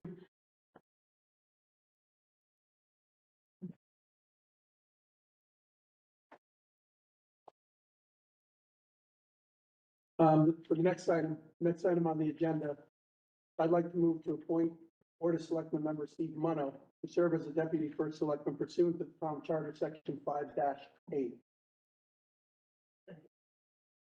Second, thank you. Discussion. Please. Can you just explain the role of a deputy first selectman? Absolutely not. But yes. As you would expect, it would, it would be, in the case where the first selectman is not able to perform the necessary duties. For example, there are signatures that are required. This is just an example, signatures that might be required as, for payroll or for bills and things like purchasing, things of that nature. They would then go to the deputy selectman for that type of activity. So, and also obviously perform the duties if I'm not obviously able to be here for a meeting. They would perform the duties that are required of the first selectman in the absence of the first selectman, generally speaking. It is, on charter, the charter provides the opportunity for the first selectman to select, nominate but it's something that obviously I'd like the board to approve as well. Thank you. So, David, any questions? No. No, anyone? Motion has been made and seconded. All in favor? It's part of the board.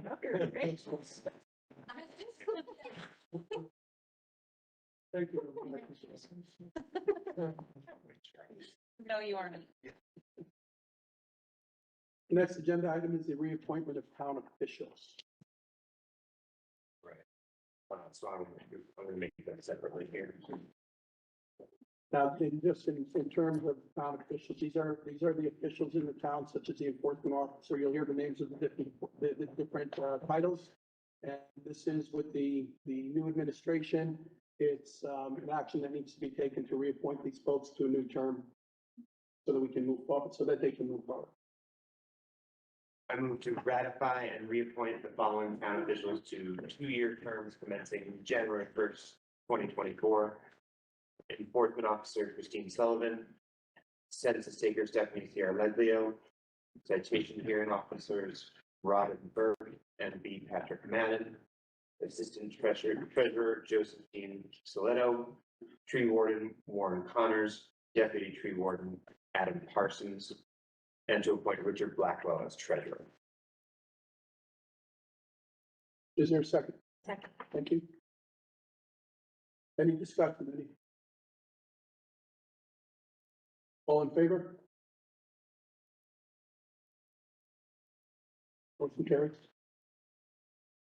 I move to ratify and reappoint the following town officials to 4-year terms commencing January 1st, 2024.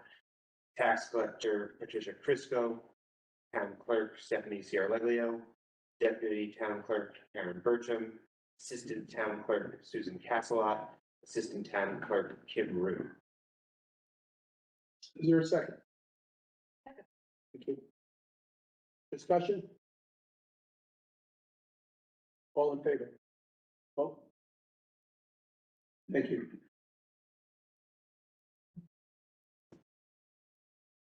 Next on the agenda will be the appointments of board and commission, board and commission appointments. Or I'm sorry, board and board of selectmen commission appointments. Thank you. So first,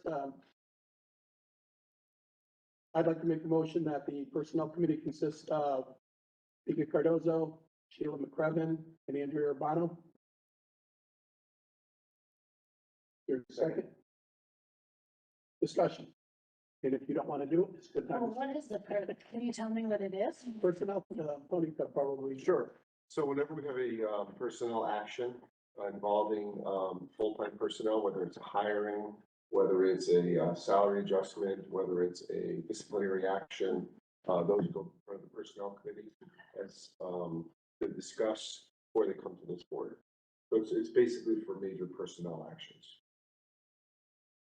And to do a lot of things, it was something, not something that I felt that I was in appropriate for me to reach out and call, so I figured we could have a discussion right here. Yeah, that's wonderful. You'll keep it completely I'm happy transparent. to So, oblige. any other thoughts, any questions? Maria? You're gonna be done, one. Shit, got it. Sheila, have you served on this in the past? I have not. I was on ordinance, but I thought it would be nice to change it around, so please, it's my name there. All right, no further discussion, we'll have a vote, all in favor? And the next would be ordinance, which would be David Vogel, Steve Mono, and Marie Madonna. I will make a motion that those three selectmen be part of the ordinance committee. Thank you. Any discussion, David? I think you've been on, you're familiar with it. Steve, any questions? Maria? Okay. The ordinance committee meets on an as-needed basis. So, Sheila, anything you can offer them? I know you're on it, or? I don't think we discussed not leaving anything hanging over between boards, so I think our docket is clear, so you may proceed. Does personnel also just meet as needed? Yes. Yeah. Thank you. No further discussion, we'll vote. All in favor? Unanimous, thank you. We'll move on to boards and commission appointments.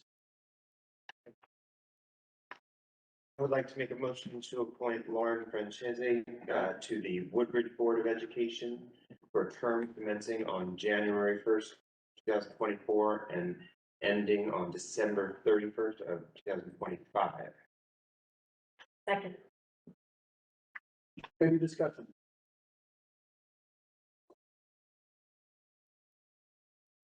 And we'll take a vote. All those in favor for Lauren Francese? Unanimous. Congratulations, she happens to be here. Thank you.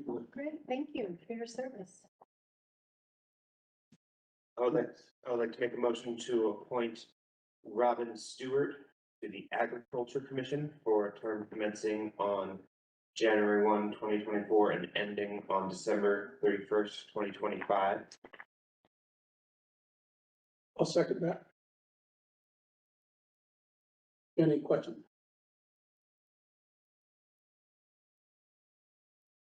All in favor? Any opposed? Just a point of order, did we have multiple openings on agriculture? We can do, I'm gonna appoint each individually. Okay. If I can do them together, I would, but it sounds like I should. So we can decide as a board if we want to do that, but I know that there's some that there are not, there's more candidates than there are openings, so. Right, we usually ask for additional nominations and then. You're right. Open in order. Thank you, thank you. It probably doesn't matter. You're absolutely right. I'll make a motion to appoint Rachel Holden to the Agricultural Commission for a term commencing January 1, 2024 and ending on December 31st, 2025. I second. Any discussion? All in favor? Motion carries, thank you. I need to ask for any other nominations then. No, We don't. now you're full, right? We're full, we don't have it, yeah. Okay. Make a motion to appoint Javier Aviles to the Board of Finance for a term commencing January 1, 2024 and ending on December 31st, 2027. Second. I'm sorry, this is for Avila's? Yes. Okay, thank you. Keep me. Here, there's two spots. I think you just do the next one. Next too. one, I agree. And then we. Are there any additional nominations?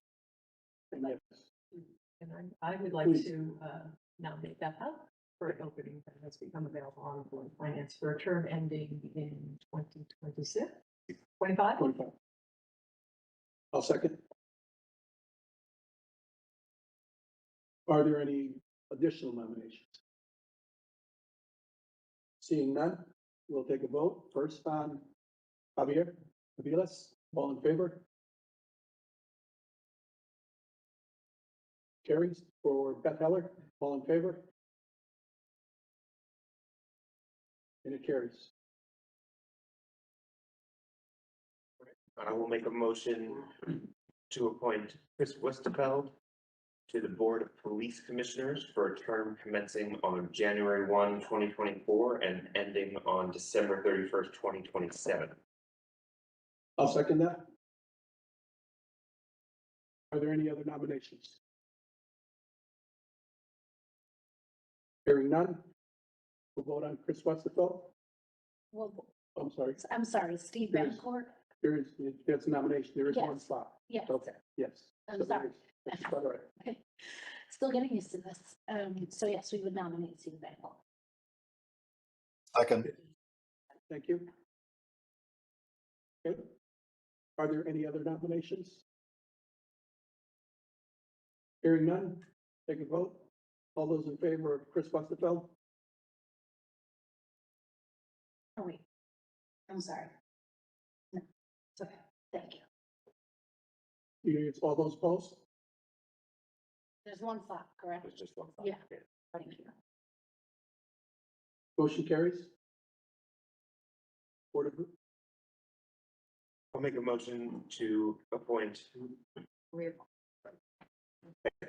To reappoint Bruce D. Schaefer, and Joseph Colombo for a term commencing on January 1, 2024, and ending on December 31st, reappointments, I'm sorry. Go on. 2027 for the Building Board of Appeals. I'll second that motion. Is there any discussion? I just Sorry, want to clarify, there was Three three spots spots. available here, yeah. Okay. Yeah. So Previous- did we put, previous- discuss the third person, we put forth Anita Ingram? We can accept additional nominations for somebody new. Yeah, Are there any nominations for any new, for reappointment. it wouldn't be a reappointment, Okay. for an appointment? For the third slot, yes. Okay, so yes, for the third slot, we have nominated Anita Ingram. Okay, second? I David? second. Yeah, I second. Okay. For purposes of discussion, I do want to make sure that Anita, I did look at her resume, and I was told by our building code states that the board, they must have building construction experience and training. Okay, So that was the only reservation. and has there been any, clarity if you or others, your source of information believes based on her resume that Anita does? Does not have. It did not appear that she had it on her resume. Okay, That was, I'm sorry, I Yeah. misunderstood you originally. So it's to my understanding that she flips homes, professionally. And so I would imagine that is construction experience, but I'm not quite sure what is meant by that. That can, in my opinion, mean a few different things. correct. Construction experience and training, it didn't appear that was the case in terms of what was noted there, and we checked the building to make sure. Okay, So, okay, but that's not to say that it just didn't contain it in her, it doesn't say that she's not qualified, we do need to see that. So okay, from a discussion standpoint, I would say I'm more than happy to let it go with the two reappointees with the intent of taking a look at this at another time. If I certainly agree with that approach. Sure. That seems. any thoughts on that? Yeah, so would you table the Table the third. nomination? Correct. Okay, Table that nomination for another meeting. sure, that sounds Okay, good. David, do you David? have anything? any thoughts on that, David? No. I understand what you want to do. Okay. Thank you. All right, in the matter of reappointments of Bruce Schaefer and Joseph Colombo, can we have a show of hands? 4. Okay, unanimous? Thank you. And we will table the Anita Ingram until such time as we verify qualification. Thank you. You're welcome.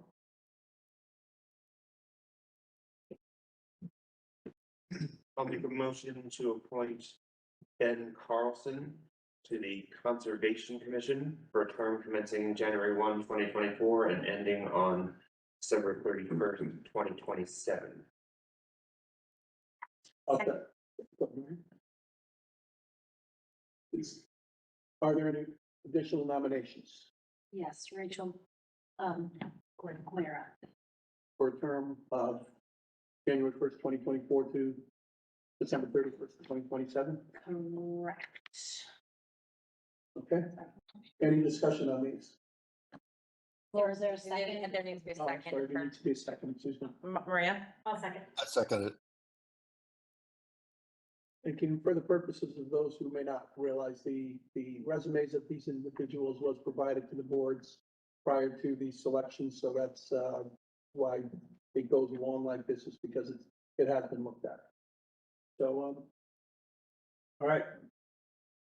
In regard to, are there any other discussion? Any discussion? Vote on Ben Carlson. All in favor? Any opposed? In regard to Rachel Guerra, I am saying that correctly, Guerra? Yes, Guerra. All in favor? Any opposed? Thank you. I'm gonna do these separately because they're different terms as well. Okay. I'll make a motion to appoint Brian Bach, or Brian Boat, thank you, to the Commission on the Use of Publicly Owned Property for a term commencing on January 1, 2024 and ending on December 31st, 2027.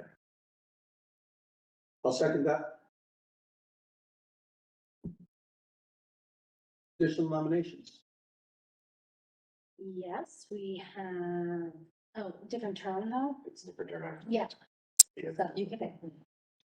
Oh, so for a different term, David Cornelius, Cornelius. there's no R. That's a misspelling. It's Cornelius. We can just correct that. Yep. I will, apologies. That's okay. I mispronounce it often. Apologies, Dave. So the nominee would be David Cornelius. For the term of January 24 to the term of December 25. Need a Second, I second it. any discussion on these nominees? All in favor of Brian Boat?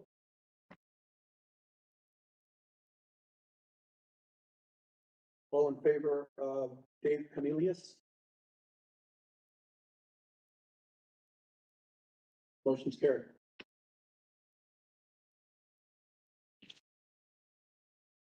I'll make a motion to appoint Aaron Scanlon to the Human Services Commission for a term commencing on January 1, 2024 and ending on December 31st, 2027.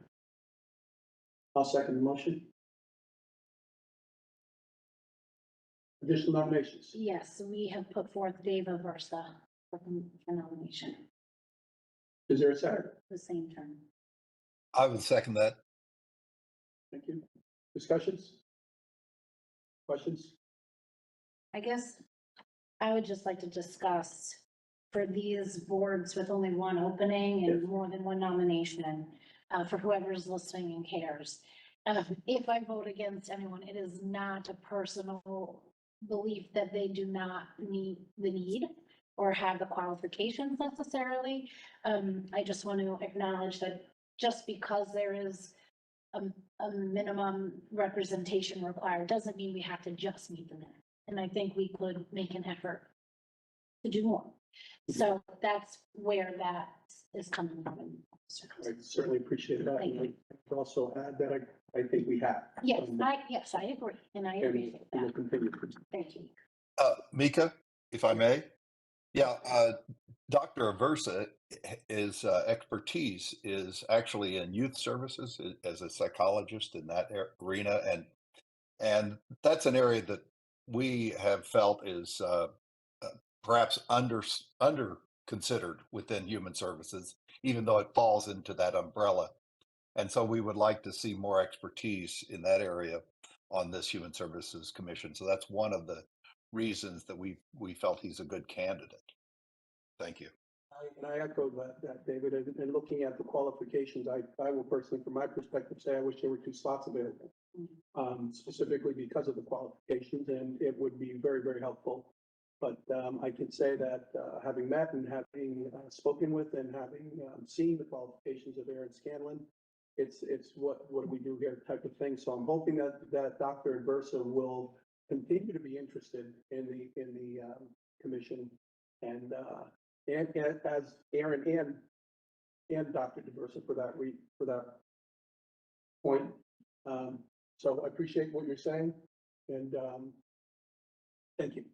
But I certainly don't feel, as Andrea said, that I truly, sincerely hope people don't take this as a slight, because it's certainly not meant to be that, and where we would benefit from being able to have more spots, and I think we're in a very good position to have the people who are as qualified as we are getting interested in doing what they do. So I think our future looks bright if that continues to happen.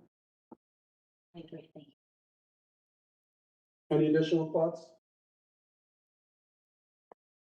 I'd like to take a vote on Aaron Scanlon for position on Human Services. All in favor? All opposed?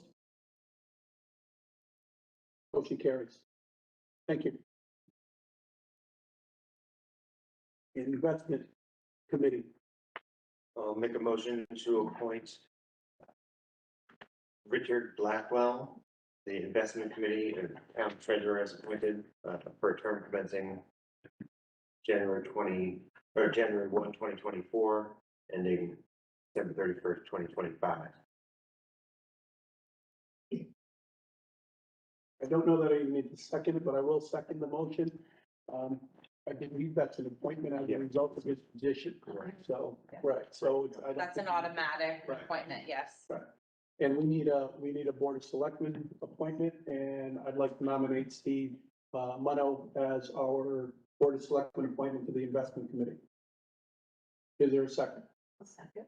Thank you. Question? Not that I disagree, I fully support this. Just wondering if you think there's benefit in having different people represented in some of these different capacities. I do. I fully support. You want to be on too? No. But I'm just throwing it out there. I support it. Having my vote for sure. Is there anything you can tell us about this tonight? I can tell you a little bit about the investment committee. If you're interested. Yeah. So the investment committee generally meets quarterly. The investment committee is only responsible for the trust funds that the selectmen oversee. There are 3 trust funds. One is the Common Investment Trust Fund, which is for the cemetery, the town cemetery. The second trust fund is for the library, it's called the Noyes D. Clark Trust. Those have a nominal amount of money in them. The largest one by far is the OPEB Trust, which is other post-employment benefits, which generally is designed to pay for health care for retirees. That's got a large amount of money in it. And so the investment of these funds are not dictated by state statute. So we have a consultant that helps guide us through this process. More longer term investments as opposed to short term investments, which is what most of our operating money is. And their work is exclusive to those 3. Correct. Okay, thank you. Correct. And if there's ever another trust fund to be developed, it would fall into that committee. Thank you. The cemetery trust fund is for the town cemetery. Yeah, I know, I remember. On Pease Road? Northwest Cemetery. Is that on Pease Road? It's on the corner of, It's it's, Seymour, Oh, thank you. Yeah, oh, Seymour and Peckville, right at the corner. thank you. As our, Yes. as our favorite person, Jerry Shaw, that was one she was involved in, correct? She will be, we're the administration, she was the administrator for that cemetery, hence I am now the administrator for that cemetery. Jerry had. I believe. Fun fact, it is, and usually Woodward's residents will still be buried there, and there was recently a burial there in the shortest 3 weeks ago, and it's fascinating, and there's Yeah. That's a little side note of history, thank you. Mary's got 48 years of history on that cemetery in her head. Yeah. And in mass, she stores in a secret drawer, which I have given access. I know there's some activity that the board may need to take up on that, so we're looking at it. Jerry left a note as she was leaving in regard to that, so we'll have to, but anyway, that's. Next one, yeah, pretty sure. Oh, you took the vote on. You took the vote. Take the vote in regard, if there's no additional comments, we'll take the vote on Steve Munn on the, for the investment committee. Thank you. Next is the Recreation Commission. Yeah, I could do them both. Actually, we're gonna hold off on one. We're just very recently notified that one of the candidates is cannot be on the so we made Seattle. So we'll have to, if it's okay with the board, I'd like to table that one until such time as we do the other and have an opportunity to take a look at the candidates who would like to do that. We'll move forward with, Please, with that. Yeah. I think we should. Are there any nominations for the Recreation Commission? Yes, Diane Lensvold. So this is for the term of January 1, 2024, ending December 31st, 2027. Correct. Thank you. Is there a second? I second. Thank you. Any discussion? Again, during discussion, I guess it's time for me to say we'd like to table the additional opening on recreation for another meeting. Everyone's in agreement with that? There's no additional discussion. We'll take a motion, we'll take a vote for, Wait, there's two the, no, just for Diane oh, Lensvold. I'm so sorry. Diane Lensvold, all in favor? Any opposed? Motion carries. I'll make a motion to appoint Cindy Gibbons to the town planning and zoning alternate position for a term commencing January 1, 2024, ending December 31st, 2027. One second. Any discussion? All in favor? Any opposed? Motion carries. Rika, before we move on, and Yes. please stop me if I'm out of turn here. Could we back up Human Services? Yes. I have a note on the original document we received in December, appointed no more than 12. So is there room to add more to that? If we want it? I'm not sure that that's in, I'm not necessarily proposing that, I'm just framing the question. We check the charter and see if it's possible. If that's how it reads, then there might be potential for that. And I think would also be a benefit to talk to the chair Sure. of that committee. But yeah, if there's an opportunity for something like that, like I said, we have a lot of good people. Thank you. Makes for a good committee, And so Maria pointed that. So Thank you. Thank you. Last item on our agenda for this evening is Boarding Commission planning, and what I did on, what I meant by this, a little bit broad, what I wanted to discuss with the members of the board here is, in the past, we've had a different variation to the liaison program for the Board of Selectmen to interact with with the various boards and commissions. I'd like to suggest that we consider a change to this, and I'd like to discuss it with you to see if somebody has a better idea, but my thought, obviously, one of my initial thoughts is I would like to vet the idea of having the boards and commissions come into us at least 3 to 4 times a year. And the chairs of those boards and commissions come in and deliver some reports and let us know what's happening with the various boards and commissions.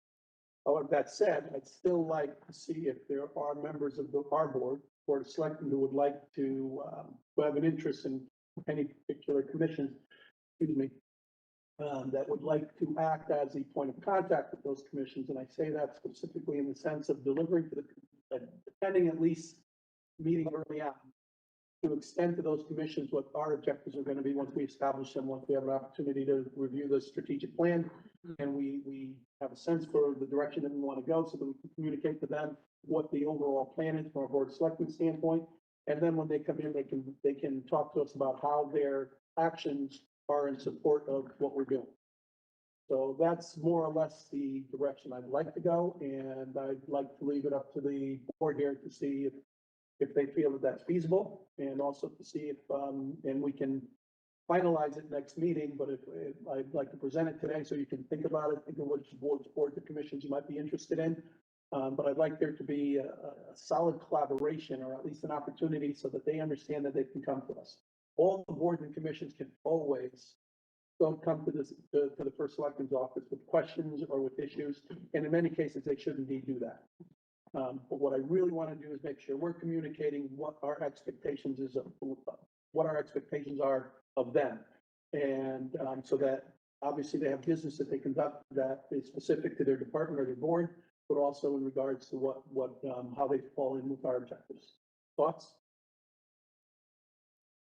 Is this also, do you think, Mika, that this will ultimately lead to a lot more collaboration, I'm hoping. especially between, commissions and boards that may have some overlap, in their charge? Do you think that would facilitate that a lot better? It may. I'm hopeful, first of all, that it'll give us a solid understanding as to what they're doing, and so we can be in a position to assess whether or not there are, and whether or not they should be collaborating more so than they are. What I hope it will do is, it'll provide the opportunities that for collaboration, and hopefully minimize the sense and or action of acting in a silo, acting on its own.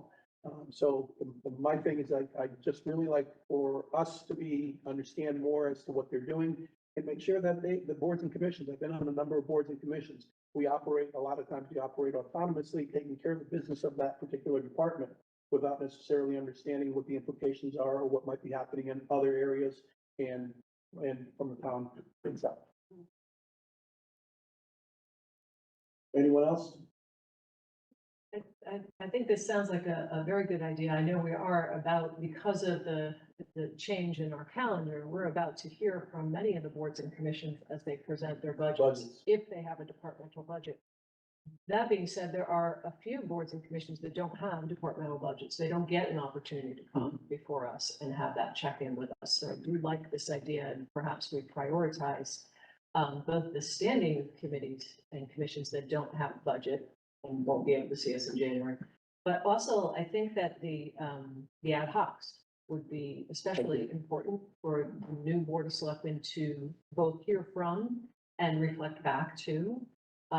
Because it's my understanding, especially with items that are meant to be advisory to the Board of Selectmen, we really need them to advise us. So this is a nice way of opening that avenue.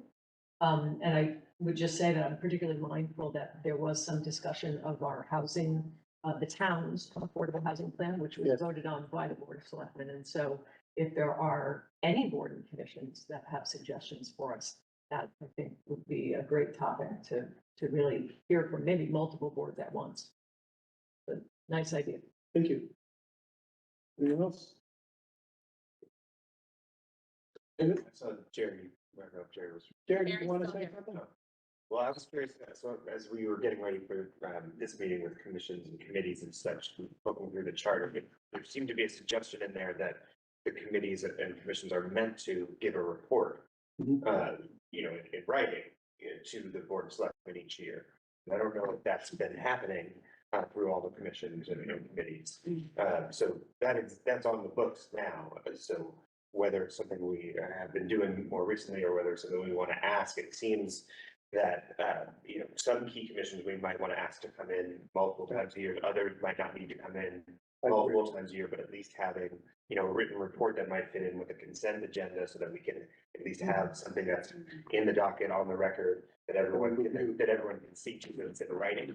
Would be helpful, since not everyone's able to attend the meeting and see a presentation, but I do see the value of having a back and forth as well as something in writing. So some kind of combination of what's in the charter and your proposal, I think, would work well. That's good. Yeah. That all said, I will say, having identified the logistics of all this. We have a lot of boards and commissions, so in terms of having them all come in, that's gonna be the next step. But, my feeling is that we can bring that to, we can each consider that, and in our next meeting, we can, you know, define how we wanna do it and change ideas and put something in place. Andrea? Well, no, I think it's a great idea. Thank you for proposing it. I fully support it. To Maria's question or point earlier, I think in addition to increasing correspondence and understanding between the Board of Selectmen and boards and commissions, you know, just speaking from experience on the Ag Commission, there is a ton of overlap in some of these boards and commissions. And so whatever we can do throughout that process, but maybe also come up with another approach that is specifically addresses the collaboration and correspondence between some of those more obvious overlapping commissions. So let's keep an open mind to those potential options. David, any thoughts? I like your idea. So that's one thought. The other thoughts I have about it are that perhaps we as a board ought to look a little bit more in depth into the specific charge to each of these boards and commissions, so that we could maybe give them a better sense of guidance from the board in terms of whether it's a mission statement or, you know, just, I think they know kind of what their work is, but maybe, you know, our leadership in that should be a little bit more front and center for them. Thank you. I think that's a great idea.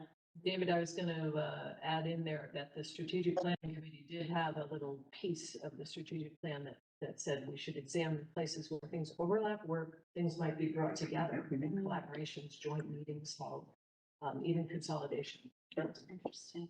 So that would be in strategic planning. Let's think about the logistics associated with this in terms of, you know, for example, we can ask them to schedule a joint meeting where we feel it's appropriate and participate in those type of things. So, but as I say, it's, the logistics are going to be a little bit challenging. We're going to have them, I like what Steve said, you know, there's certain ones I'm sure we don't have to meet, you know, 3-4 times a year, but there's others that we may want to meet more frequently. So I appreciate it. Let's give it some thought, and you'll see it on the agenda again next month.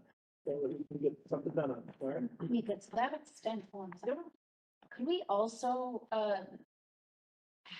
look at the ad hoc committees and what they are intended to do, and if they're still relevant? Even more so. Yeah, Their charge is usually written up and voted on. So, yeah, okay, thank you. yes.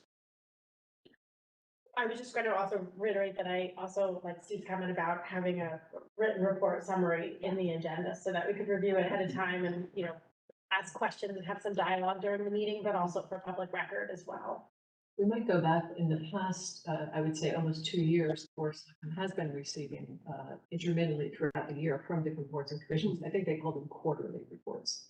So we could pull them together and share them with the new board meeting. Yes, you could.